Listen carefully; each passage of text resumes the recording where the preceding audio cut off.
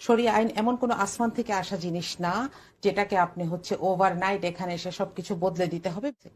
শরিয়া আইন এমন কোনো আসমান থেকে আসা জিনিস না যেটাকে আপনি ওভারনাইট এখানে এসে সবকিছু বদলে দিতে হবে। ইসলাম কায়েম করলে একটা মেয়ে যদি চায় হাফ প্যান্ট পরে চলতে পারবে সে এখানে? অবশ্যই পারবে, কেন পারবে না? আচ্ছা, শরিয়া আইন এমন কোনো আসমান থেকে আসা জিনিস না যেটাকে আপনি ওভারনাইট এখানে এসে সবকিছু বদলে দিতে হবে, বিষয়টা সেটা না।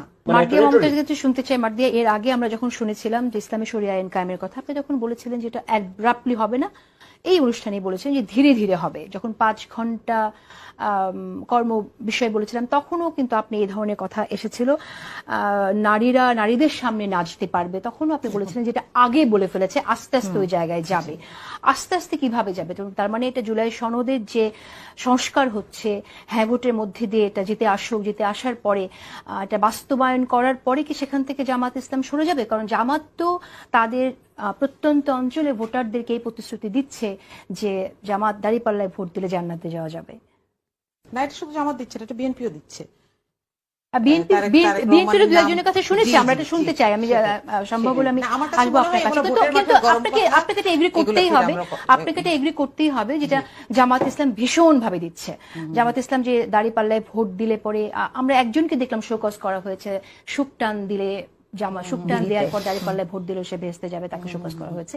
কিন্তু অন্য যারা বলেছে যে দাঁড়িপাল্লায় ভোট দিলে জান্নাতে যাবে, তাদের বিরুদ্ধে কিন্তু কোনো ব্যবস্থা নিতে দেখিনি, এবং এরকম অনেকের কথা শুনেছি আমরা। এখানে আমাদের একটা বিষয় সবসময় আমাদেরকে যেভাবেই হোক অনেক সময় অনেক ধরনের কনফিউশনের মধ্যে রাখা হচ্ছে বা অনেকভাবে ভয় লাগানো হচ্ছে যে শরিয়া আইন বলতে যেটাকে আমরা বুঝি সেটার বেশিরভাগ বাংলাদেশে অলরেডি আছে। মুসলিম পারিবারিক আইন বলেন, উত্তরাধিকার আইন বলেন, সেটার মাধ্যমে কার্যকর আছে। শরিয়া আইন এমন কোনো আসমান থেকে আসা জিনিস না যেটাকে আপনি ওভারনাইট এখানে এসে সবকিছু বদলে দিতে হবে, বিষয়টা সেটা না। তাহলে জামাত নেতারা যে বলে ইসলাম কায়েমের এটাই সুবর্ণ সুযোগ, জি, ভোটারদেরকে যে বলছে, তাহলে এই কথাটা বলতে হচ্ছে কেন? কেন? ইসলামকে নিয়ে গত 15 বছর ইসলামকে পুঁজি করেই একটা জনগোষ্ঠীকে কষ্ট দেওয়া হয়েছে। সেখানে মানুষ ভাষায় বই রাখতে পারে নাই। আমার বাসায় কোরআন হাদিস ছিল, নিয়ে গেছে এবং বলেছে আপনি কেন জঙ্গি বই রেখেছেন, তারপর 1 মাস আমি বাসায় থাকতে পারি নাই। ওকে, সেখানে যদি আমি এখন মানুষকে গিয়ে বলি যে আপনি নিশ্চিন্তে নির্ভাবনায় আপনার ধর্ম পালন করতে পারবেন, আপনি আমাদেরকে ভোট দেন, এটাতে তো দোষের কিছু না। ইসলাম কায়েম এবং নিশ্চিন্তে ধর্ম পালন করতে পারা বলার মধ্যে তফাৎ আছে। ইসলামকে পুঁজি করে আগে মানুষ, আপনি তফাৎটা কি বুঝেন?